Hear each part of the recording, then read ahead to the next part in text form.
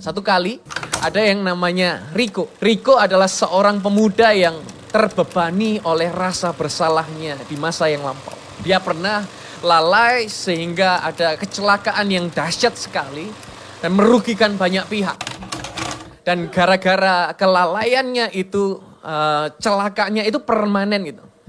Dan dia selalu merasa bersalah dan dia selalu merasa tertuduh gara-gara aku lakukan ini sehingga banyak orang itu dirugikan. Dan setiap kali ia berdoa, ia merasa bahwa ia nggak layak di hadapan Tuhan.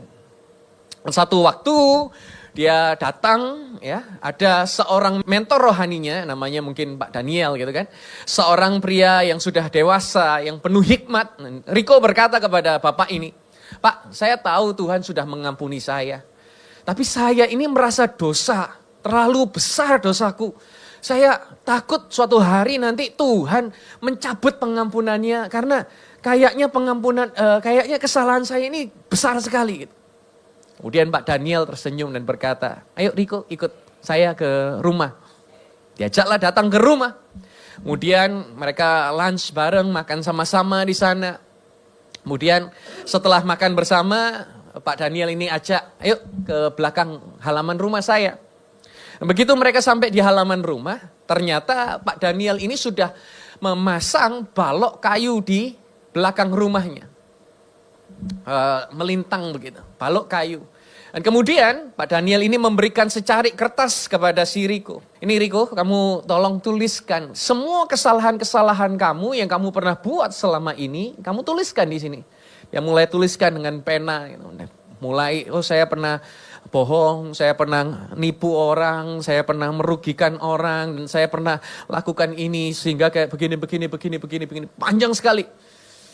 Kertasnya penuh dengan tulisannya.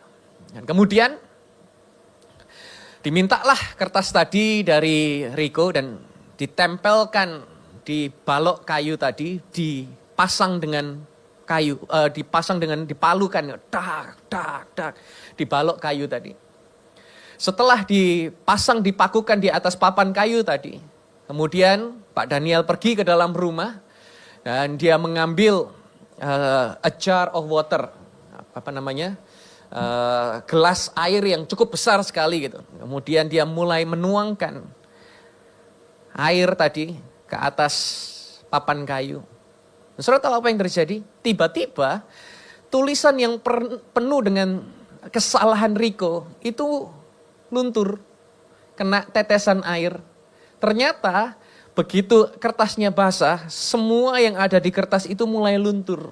Dan yang tadinya itu penuh dengan tulisan, tiba-tiba kertas itu menjadi seperti agak kusam-kusam gitu kan. Tiba-tiba menjadi bersih kembali, putih. Kagetlah, loh kok bisa hilang? Ini magic ini jangan-jangan gitu kan.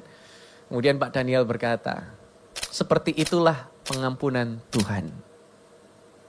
Ketika Kristus mati di atas kayu salib, dia bukan hanya menutupi dosamu, tetapi dia menghapuskan dosamu sepenuhnya. Suratmu itu tadi ada di atas kayu. Dosamu memang ada di atas kayu salib. Tetapi semua dosamu itu sudah dipakukan dan tidak bisa diambil lagi. Karena Tuhan tidak akan mengingatkan lagi. Rico mulai terharu dan dia pertama kalinya dia baru mengerti apa artinya pengampunan Tuhan. Itu adalah penuh. Kenapa? Karena semua yang kesalahan selama ini membuat dia merasa bersalah, dia sudah tulis di sana. Dan dia baru sadar, dengan air saja semua tulisannya itu luntur.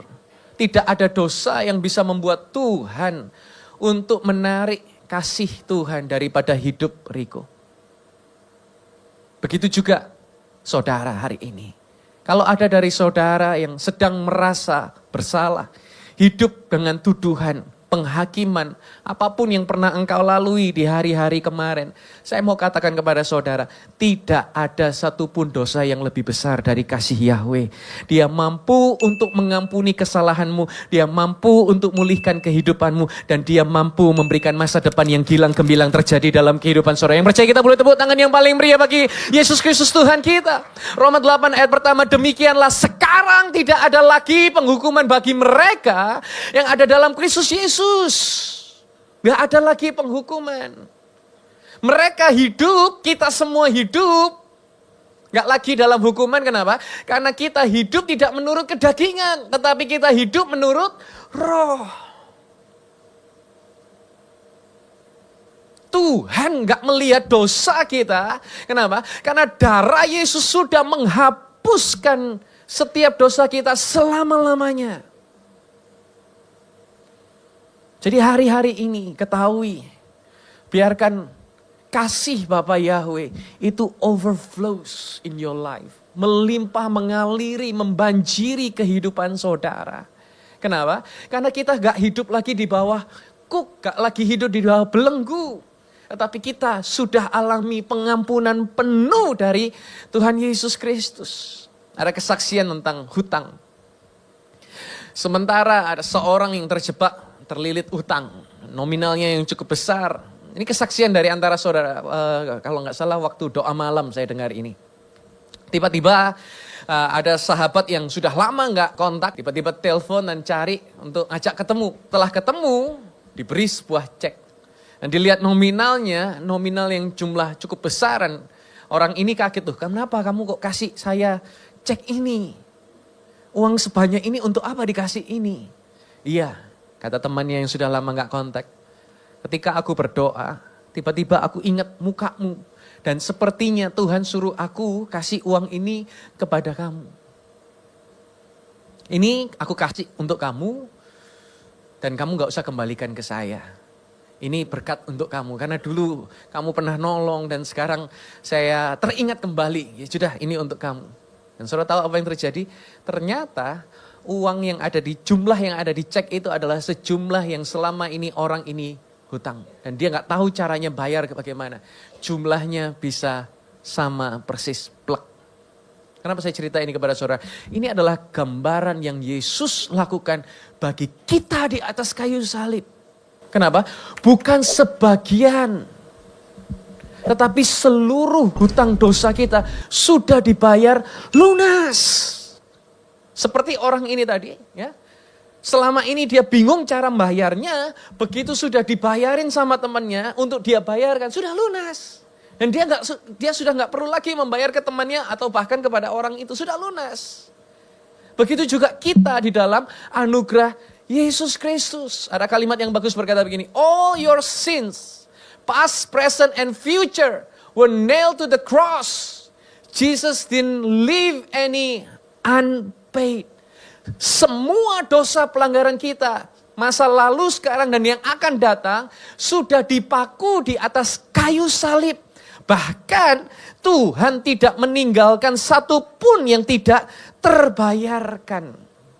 Jadi hari ini setiap upah daripada pelanggaranmu, kesalahanmu sudah diselesaikan di atas kayu salib. It is finished. Sudah selesai, kita menjadi pribadi-pribadi yang alami kasih setia Tuhan yang tidak pernah berkesudahan atas setiap kehidupan kita. Yang percaya katakan amin. Percaya katakan amin. Maka dari itu jangan izinkan rasa bersalah menguasaimu. Setiap kali, ya, saya mau mendorong setiap kali pikirkan. Ketika rasa bersalah itu datang, pikirkan firman Tuhan. Lawan dengan firman Tuhan. Aku adalah kebenaran Elohim. Aku diberkati Tuhan. Mulai pikirkan kebenaran firman Tuhan dan bukan perasaan bersalah, tuduhan iblis. Bukan, karena apa? Karena saudara semua adalah duta-duta Kristus yang sangat teramat dikasihi Tuhan. Yang percaya kita boleh tepuk tangan yang paling meriah bagi Kristus Tuhan Yesus Kristus kita. Yang kedua sekarang, bukan hanya pengampunan itu penuh, tetapi pengampunan itu permanen. Ibrani 10 ayat 17 di sana dikatakan, dan aku sekali-kali tidak akan mengingat lagi dosa-dosa dan kesalahan-kesalahan mereka. 18. Jadi bila untuk semua itu ada pengampunan, maka tidak perlu lagi dipersembahkan korban karena dosa.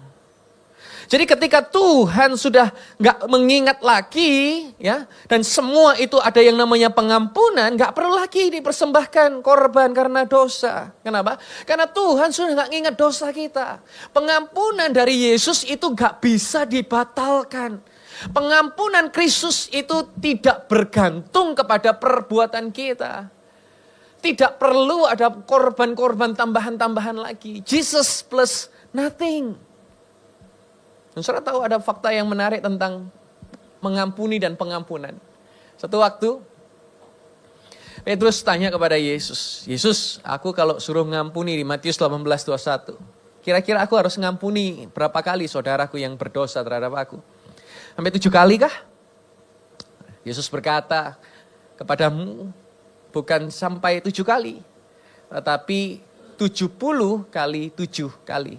Jadi 70 times 7, 70 kali 7. Sebanyak itu kita harus mengampuni orang yang bersalah. Saudara tahu kenapa ini diucapkan? Karena standar level pengampunannya Tuhan itu standarnya ini. 70 kali 7 itu 490 kan. Dan ternyata setiap angka yang ada di Bible itu punya makna sendiri. Dan 490 itu artinya adalah perfect and complete. Jadi ketika Tuhan mau mengampuni kita, standar pengampunannya Tuhan, forgiveness-nya Tuhan, itu adalah sempurna dan lengkap, perfect and complete. Artinya apa? Pengampunan dari Tuhan itu enggak setengah-setengah loh saudara. Pengampunannya Tuhan bagi setiap kita itu total dan tidak terbatas. Bahkan kalau saudara mau resapi dalam pikiran saudara, kalimatnya begini, jika Tuhan sudah mengampuni kita, melupakan dosa-dosa kita, pertanyaannya, kenapa kita masih mengingat-ingatnya? Kalau Tuhan sendiri saja sudah mengampuni dan melupakan dosa-dosa kita, pertanyaannya, kenapa kok kita hari ini masih ingat-ingat terus? Baik itu kesalahannya orang, baik itu kesalahannya diri kita sendiri. Tapi lebih sering kita itu ingat kesalahannya diri kita sendiri gitu kan. Merasa bersalah, merasa tertuduh. Kalau seandainya hari ini saudara datang ke tempat pengadilan. Kalau ada yang paham tentang sistem pengadilan. Seorang hakim telah mengetuk palu dan dia berkata bahwa kasus ini sudah ditutup. Dia dinyatakan bebas. Nah, kan? Keluar surat SP3. Maka pertanyaan saya, apakah sidang itu perlu diulang lagi? Tidak perlu. Kenapa? Karena si hakim sudah mengambil sebuah keputusan final. Sudah diketok palunya, sudah selesai. Gak ada lagi cerita koma di balik itu. Nah, begitu juga dengan pengampunan Yesus. Sudah final dan permanen.